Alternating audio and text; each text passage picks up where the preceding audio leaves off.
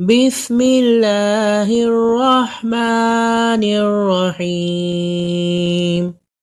اللہ کے نام سے شروع جو بڑا مہربان نہایت رحم فرمانے والا ہے۔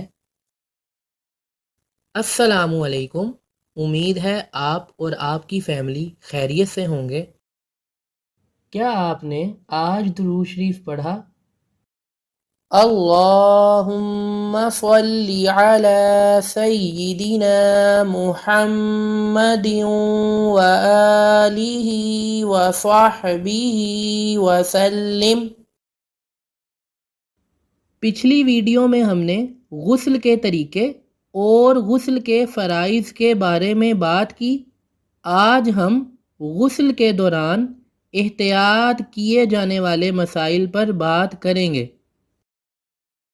وَإِن كُنتُمْ جُنُبًا فَاطَّهَّرُوا، اور اگر تم جنابت کی حالت میں ہو تو خوب پاک ہو جاؤ، یعنی غسل کر لو۔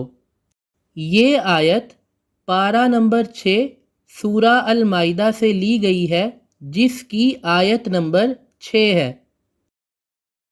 توجہ فرمائیں، دانتوں کی جڑوں، کھلے حصوں یا آس پاس میں کوئی ایسی چیز جمی ہو یا پھنسی ہو جو پانی کو بہنے سے روکے تو اس کو نکالنا ضروری ہے، بشرط یہ کہ نکالنے میں تکلیف اور حرج نہ ہو، جیسے گوشت کے ریشے، چھلکے وغیرہ۔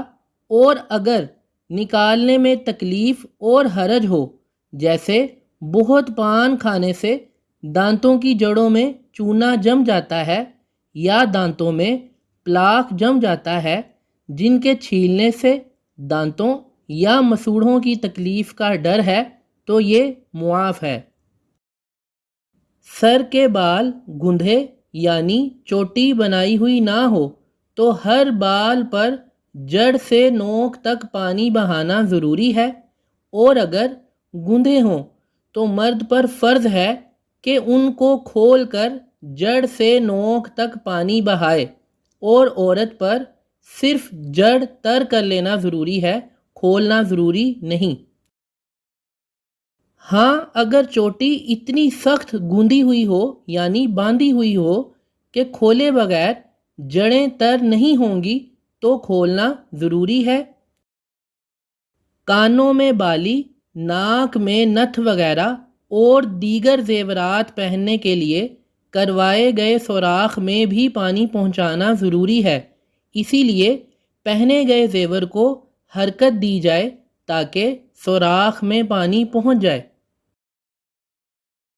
اکثر لوگوں نے انگلیوں میں انگوٹھیاں یا ہاتھوں میں ایسے کڑے پہنے ہوتے ہیں جو بہت زیادہ ٹائٹ ہوتے ہیں، جس کی وجہ سے جسم کے اس حصے پر پانی نہیں پہنچتا، لہذا اس بریسلٹ یا انگوٹھی کو حرکت سے آگے پیچھے کر لیا جائے تاکہ اس حصے پر بھی پانی پہنچ جائے۔ بھووں، مونچھوں اور داڑھی کے بالوں کا جڑ سے نوک تک اور ان کے نیچے کی کھال کو دھونا ضروری ہے۔ کان کے ہر حصے اور اس کے سوراخ کو دھوئیں۔ کانوں کے پیچھے کے بال ہٹا کر پانی بہائیں۔ اگر منہ اٹھائے بغیر ٹھوڑی اور گلے کا جوڑ دھونا ممکن نہ ہو تو منہ اٹھا کر دھوئیں۔ ہاتھ اٹھا کر بغلیں بھی دھوئیں۔ بازو کو ہر طرف سے دھوئیں۔ کمر کو ہر طرف سے دھوئیں۔ اگر پیٹ موٹا ہو تو پیٹ کی سلوٹیں اٹھا کر دھوئیں۔ ناف میں انگلی ڈال کر دھوئیں۔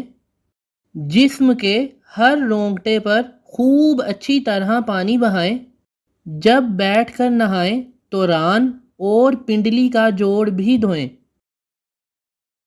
کھڑے ہو کر نہانے کی صورت میں آگے اور پیچھے کے مخصوص اعضاء کے آس پاس والے حصے بھی آپس میں مل جاتے ہیں، اسی لیے انہیں بھی اچھی طرح دھونا چاہیے۔ خواتین ڈھلکی ہوئی چیسٹ کو اٹھا کر دھوئیں، وجائنا کو نیچے اور اوپر سے اچھی طرح دھویا جائے۔